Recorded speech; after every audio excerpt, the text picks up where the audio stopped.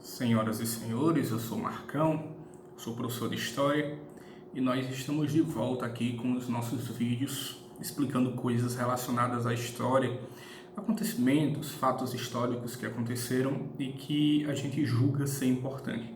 Lembrando que com esses vídeos aqui, a nossa intenção é acabar produzindo uma grande biblioteca digital online, onde alunos de todo o Brasil, do ensino fundamental e médio, possam ir consultando, curiosos, pessoas que gostam de história.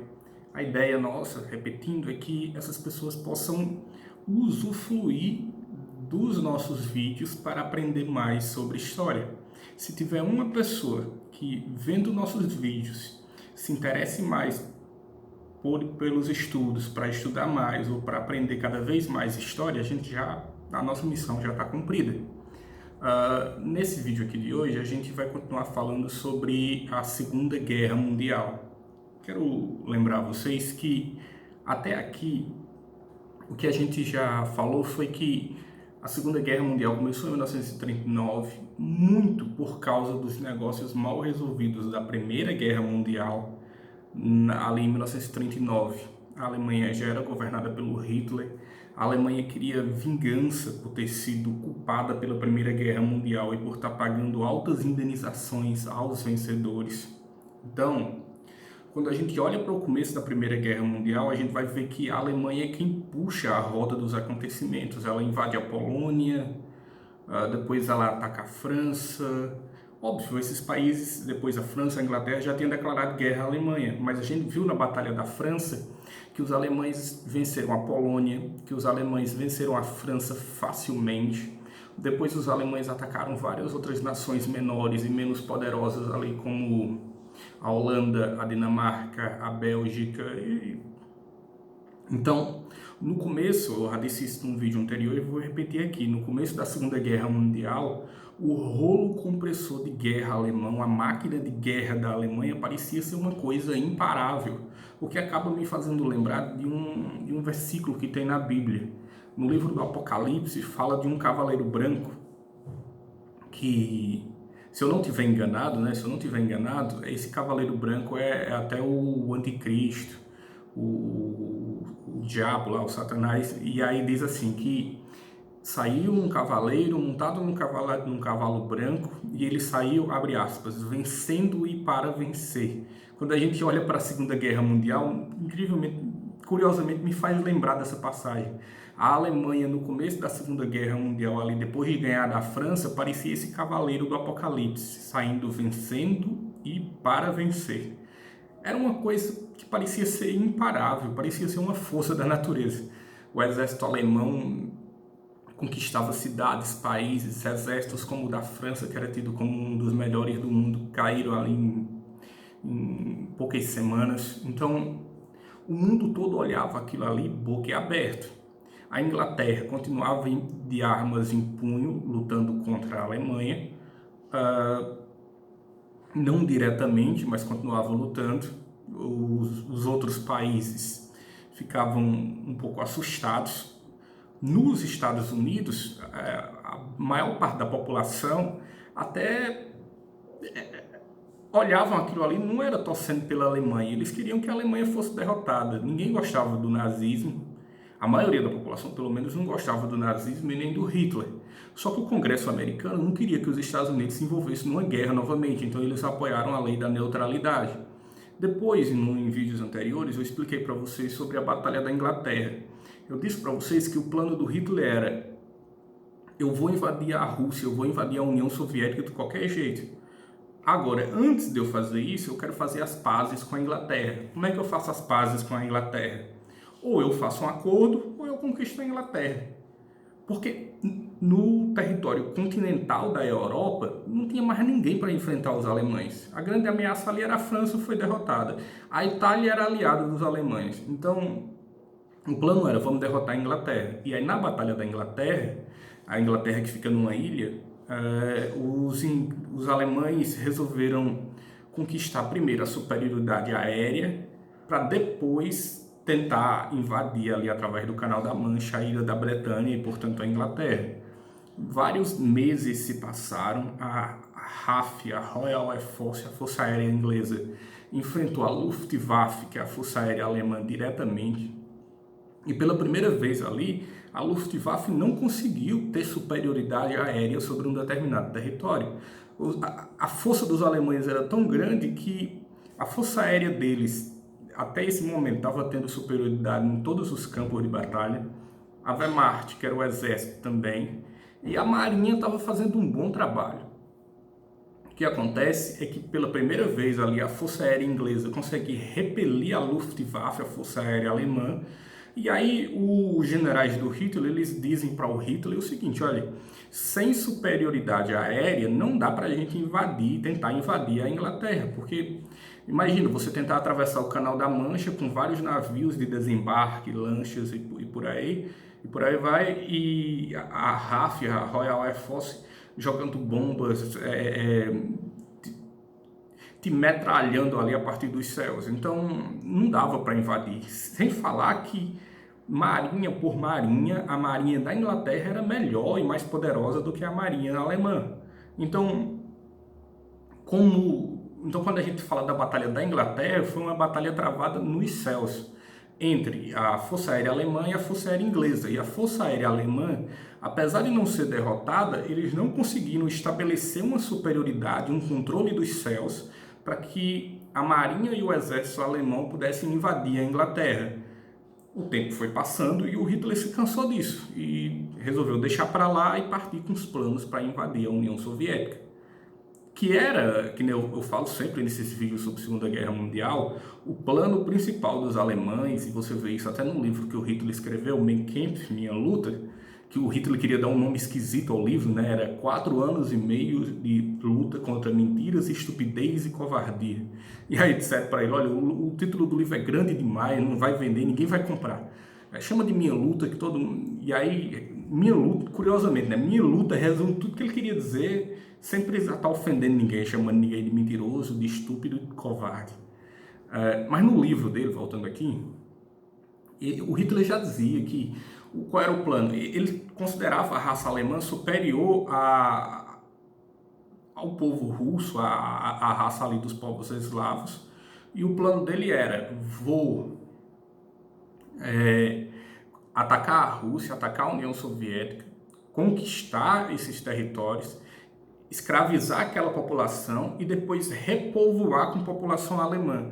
Então, até por uma questão racial, de questão de ser racista mesmo, de ser preconceituoso, de se considerar superior aos povos eslavos, e até porque também o Hitler, nazistas e comunistas, apesar de terem características parecidas na maneira de o Estado ser forte, de o Estado controlar a vida das pessoas, eles não se batiam. O próprio Hitler, para chegar ao poder na Alemanha, teve que vencer o Partido Comunista Alemão e ter vários confrontos e embates violentos nas ruas contra os comunistas. Então, o Hitler queria destruir a União Soviética, primeiro, que ele se considerava superior a eles, segundo, porque queria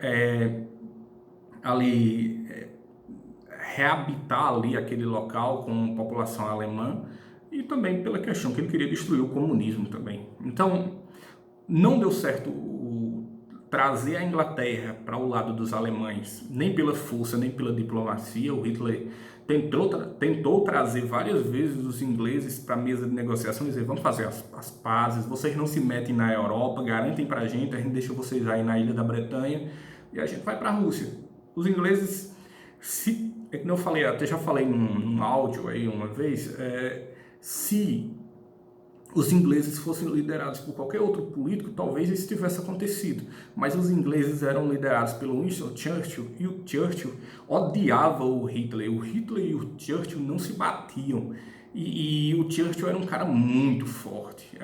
Inclusive, durante a Segunda Guerra Mundial, tem um áudio que ele fala para a população inglesa, que é icônico aquilo ali, não deixando o ânimo dos ingleses baixar, que ele diz algo parecido com: nós lutaremos nas pistas de pousos, nós lutaremos nas planícies, nós lutaremos nas montanhas, nós lutaremos nos campos, nós lutaremos, aconteça o que acontecer, nós lutaremos, o Império Inglês jamais vai abaixar as armas. Então, o ânimo dos ingleses estava muito ali acirrado, eles com vontade de lutar mesmo pelo Winston Churchill. Era um grande orador, o cara falava muito bem.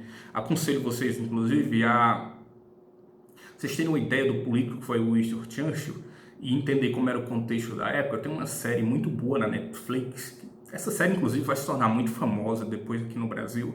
Hoje, pouca gente no Brasil assiste, mas ela vai se tornar muito famosa. Talvez, eu arrisco a dizer que no futuro vai ficar até mais famosa do que La Casa de Papel, que é uma série chamada Peaky Blinders, que conta a história de uma gangue que existia em Birmingham no começo ali do século passado, do século XX. E como os Peaky Blinders realmente existiram, eles acabam trabalhando com vários personagens que existiram de verdade, com o contexto da guerra, pós-Primeira Guerra Mundial. Então, é ótima série. Na verdade, é uma das melhores séries que eu já assisti. E nessa série passa o Winston Churchill. Então, assistam a série, procurem ver quais que são as características do Churchill como pessoa, como político. Vocês vão aprender muito com isso, ok? Então, acabada ali a Batalha da Inglaterra, a Alemanha não conseguiu invadir a Inglaterra mesmo, não teve superioridade aérea. Os alemães resolveram, ó, vamos invadir a União Soviética agora. Só que, enquanto isso, os italianos, que eram aliados dos alemães, pediram ajuda para resolver uma questão no norte da África. Você pode se chamar, a guerra não era na Europa. Eu quero que você lembre que o nome da guerra é Segunda Guerra Mundial. A gente chama de guerra mundial porque é quando envolve países de vários continentes diferentes. Não seria uma guerra qualquer na Europa. Então, no norte da África, os italianos estavam enfrentando os ingleses. A Inglaterra, que sempre mandou ali, teve várias colônias e muita influência. O Império Inglês tinha muita influência ali no norte da África. E os italianos, a bem da verdade, estavam levando uma surra dos ingleses no norte da África. E pediram ajuda aos alemães. O Mussolini, o Dutch, pediu ajuda ao Hitler. E o Hitler resolveu pegar uma pequena divisão com alguns tanques de guerra de segunda linha, mas ele pegou um cara brilhante, um dos seus melhores generais, um cara chamado Erwin Rommel. Quero que vocês lembrem que o Rommel, não sei se vocês já ouviram falar dele, mas ele era brilhante e era muito famoso na Alemanha. Durante a batalha contra a França, ele se tornou uma lenda na Alemanha. Ele liderava uma 7ª divisão, que era chamada de Divisão Fantasma, porque o Rommel liderava tão rápido que às vezes nem os seus generais superiores sabiam onde é que ele estava. Os generais diziam, olha, onde é que está o Rommel aí para a gente mandar ele atacar um canto?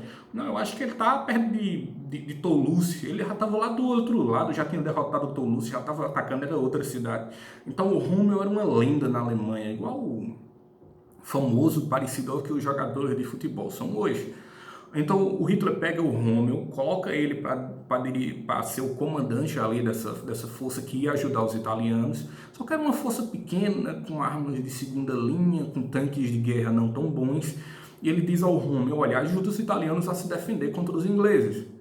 O Rommel desembarca num dia, 2 dias depois, ele pega suas forças e ataca os ingleses. Os ingleses estão tudo despreparados, que ninguém esperava. Os ingleses estavam empurrando os italianos. Um pouco lá vem o Rommel atacando os ingleses pegos ali desprevenidos, perdem mais de 100 quilômetros de território, e o Rommel continua atacando e atacando e atacando, e fica aquela coisa, a moral dos soldados alemães e italianos começa a subir, eles começam a pensar o seguinte, rapaz, que general brilhante é esse que é o Rommel? E eu quero que vocês entendam que quando a gente fala de coisas militares, de guerras, né, a gente está falando aqui, tem generais que ficam sentados numa cadeira dando ordens, e tem generais que lideram na frente. O Rommel liderava na frente. Frequentemente, os tanques ali, alemães e ingleses, estavam no meio da batalha, um tanque explodia aqui, sangue escorria para lá, e gente gritando e chorando, e gente sem perna. E o Rommel estava ali no meio do caos, num tanque de comando, olhando o que estava acontecendo para liderar suas tropas de uma forma melhor para a vitória. E aí os soldados que viam aquilo acontecer, eles pensavam, a gente vai ganhar a guerra, o Rommel está aqui. É a mesma coisa do Napoleão Bonaparte. Quando Napoleão Bonaparte ia liderar alguém, frequentemente ele liderava do fronte de batalha também, algumas vezes.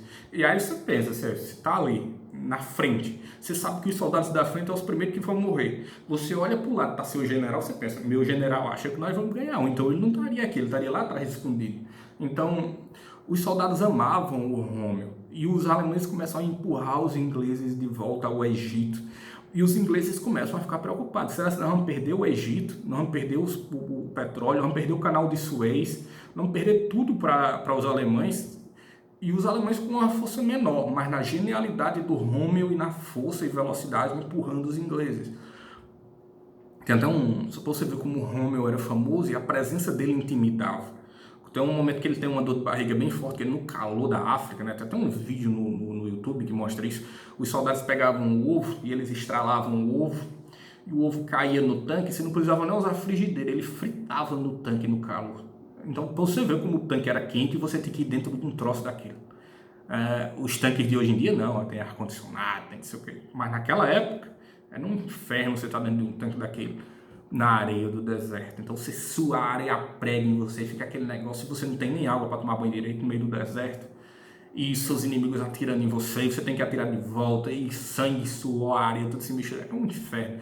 Então o Rômmel pegou uma dor de barriga por causa do calor, teve que ser levado para a Alemanha para ser cuidado, e os alemães começaram a perder. Quando ele volta com a dor de barriga, ele manda distribuir um recadozinho para todos os soldados, dizendo assim, eu voltei, assina Rômmel. E aí os soldados, agora nós vamos ganhar. E começaram a ganhar novamente mesmo. E essa batalha no norte da África se prolongou até que os ingleses finalmente, com superioridade aérea e eles conseguiram decifrar a máquina de códigos alemães, e a partir daí eles começaram a saber o que os alemães iam fazer antes dos alemães fazerem. Aí o Rômmel começou a perder a batalha no norte da África. Mas eu quero que vocês entendam que essa ajuda que os alemães deram aos italianos no norte da África contra os ingleses atrasou os alemães na invasão da União Soviética. Então, acaba a Batalha da Inglaterra, os alemães vamos invadir a União Soviética. Mas o que acontece é que, com essa ajuda, com essa parte do exército alemão que foi ajudar os italianos contra os ingleses no norte da África, os alemães perderam tempo. Acaba que a invasão da Rússia, da União Soviética, vai sair só em junho de 1941. Com isso aí acontecendo, os alemães começam a concentrar tropas perto da União Soviética, ali onde era a fronteira, a metade da Polônia que foi dividida entre a União Soviética e a Alemanha. E uma operação gigantesca, você tinha que mandar exércitos para lá, disfarçando que estava mandando, para que os soviéticos e russos não percebessem, mas eram 3 milhões de soldados. Pensa aí, você concentrar 3 milhões de soldados com tanques, com equipamento, comidas, armamento, munição, água, é um caos logístico, e você tem que esconder isso dentro das florestas para os russos não verem. Até que em junho, realmente começa o ataque contra a União Soviética é pega de surpresa, os alemães destroem a Força Aérea Soviética praticamente no chão, com a Luftwaffe, a Força Aérea Alemã, e os alemães começam a avançar rapidamente para dentro da União Soviética. A tática que os alemães usavam, que era chamada de Blitzkrieg, ou guerra relâmpago, era você usar os tanques de guerra como prioridade ali, como uma ponta afiada de uma lança, que você cutucava o seu inimigo, o inimigo recuava e você ocupava o espaço vazio com a infantaria, com os soldados. Lembrando que todos os outros exércitos, eles usavam a infantaria como força principal e os tanques só para auxiliar. Os alemães usavam os Panzers, os tanques alemães, como força principal. Por isso que eles eram tão rápidos. Um exército alemão conseguia penetrar 100, 200 quilômetros numa linha inimiga rapidamente ali, e a partir daí eles começavam a franquear, a cercar os inimigos. E a maioria dos exércitos não conseguiam lidar com essa pressão que os alemães colocavam. Então, o que acontece é que os alemães começaram a avançar rapidamente. Os russos começaram a transferir todas as fábricas para os montes Urais. A velha tática da terra arrasada, né? Tira tudo que tem valor, todas as fábricas, todas as indústrias, leva lá para os montes Urais, que fica tão longe que a Força Aérea Alemã não consegue ir lá bombardear. E vão lutando aqui. Mas os russos iam recuando cada vez mais, sendo empurrados para dentro do seu território, os alemães conquistando. E aí, em minha opinião, o Hitler comete o primeiro erro. Porque se você ataca os russos, Você sabe que o exército russo é gigante, enorme. Então, aqui, na minha opinião, os alemães e o Adolf Hitler cometeram logo dois erros. Primeiro, presumir que ia ganhar dos russos rapidamente igual ganhou dos franceses. Não é assim. Os russos nunca foram derrotados numa guerra total mesmo. Eles foram quem derrotaram Napoleão e eles lá na frente vão ser quem vão derrotar os alemães também. Então, não é assim. Até porque os russos têm uma população tão grande e tem tantos soldados que os alemães iam lá e matamos 300 mil soldados soviéticos. Na outra batalha eles apareciam com 500 mil soldados novos que você nunca tinha visto. Enquanto que se você perdesse 50, 80 mil alemães, fazia falta para o esforço de guerra. População grande demais. Então uma população grande é uma coisa preocupante. Até aproveito para fazer um parênteses aí, eu vejo muita gente falando besteira na internet e falando besteira até aqui mesmo no YouTube, dizendo assim, país tal, se atacar o Brasil, conquista e ganha do Brasil em 3 dias. Tal nação é tão poderosa que se atacasse o Brasil não duraria 4 horas de uma guerra. Não é assim não, meu amigo. O Brasil é uma potência aqui na América do Sul e a gente tem uma população enorme, de mais de 200 milhões de pessoas. Então, se essa população brasileira está engajada na batalha, está querendo lutar, o Brasil é um país que, pelo tamanho da população e pelo tamanho do território, é inconquistável também. Não dá para ganhar da gente numa guerra, não. Você pode ganhar uma batalha aqui, outra acolá, mas se a população quiser lutar mesmo, a gente vai repondo, a gente vai contra-atacando e a gente não perde. O Brasil é um país inconquistável. Pelo menos em minha opinião, é assim. E por que a gente é inconquistável? Porque assim como os russos, a gente tem um território enorme e uma população gigante. É exatamente por isso que quando os alemães atacaram a União Soviética, a mensagem dada à população não foi assim, olha, nós estamos sendo atacados, vamos lutar em nome de Stalin, que era o ditador da União Soviética. Ninguém gostava do Stalin. A mensagem não foi, olha, a União Soviética está sendo atacada, o comunismo está em perigo, vamos defender o comunismo? A maioria da população não queria nem saber do comunismo, estava na União Soviética porque era uma ditadura que esmagava os opositores e se você dissesse, eu sou contra o comunismo, você morria, sua família morria.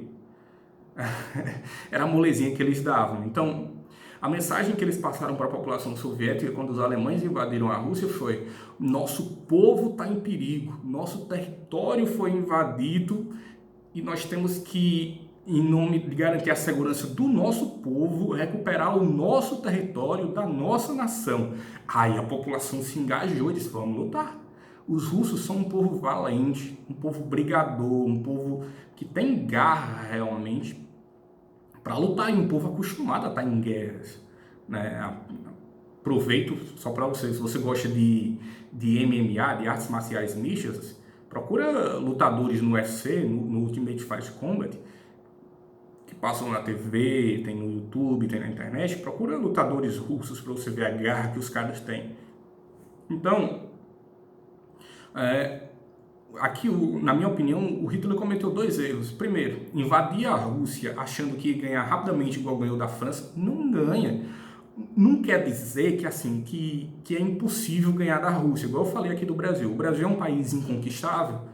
Nas condições atuais. Mas, em teoria, pelo menos, tudo que está em pé pode ser derrubado. Em teoria, tudo que é grande pode um dia ser destruído. Nós tivemos outros grandes impérios, como o Império Persa, o Império Babilônico, o Império Romano, gigante, foi destruído. Então, em teoria, tudo que existe pode sim ser derrotado. Agora, você presumir que vai ganhar dos russos em poucas semanas, igual ganhou dos franceses, loucura de Hitler e dos generais que se deixaram levar por isso aí. Segundo erro, se você ataca os russos, você tem que ir com tudo que você tem contra eles de uma vez para tentar ganhar, não em poucas semanas, mas rapidamente. O que os alemães fizeram? Eles dividiram o ataque contra a Rússia em 3 forças principais. A força dos exércitos norte, que iam atacar a cidade de Leningrado, que era o símbolo ideológico, já que trazia o nome de Lenin, que era um dos criadores ali da forma como o comunismo acabou adquirindo na União Soviética. Então, a força dos exércitos do norte atacaria e conquistaria a cidade de Leningrado. A força dos exércitos do centro atacaria Moscou, que era o alvo político, que era a capital. E a força de exércitos do sul atacaria a Ucrânia e os poços de petróleo do Cáucaso. Era o alvo econômico. Então, você tinha um alvo ideológico ao norte, que era Leningrado, um alvo político ao centro, que era Moscou, e um alvo econômico ao sul, que era a Ucrânia e os poços de petróleo do Cáucaso. Então, percebe, você está enfrentando um inimigo colossal, com a capacidade de lutar incrível, com a população enorme, com a força de vontade avassaladora, e você ainda divide seu exército em três. Não dá muito certo.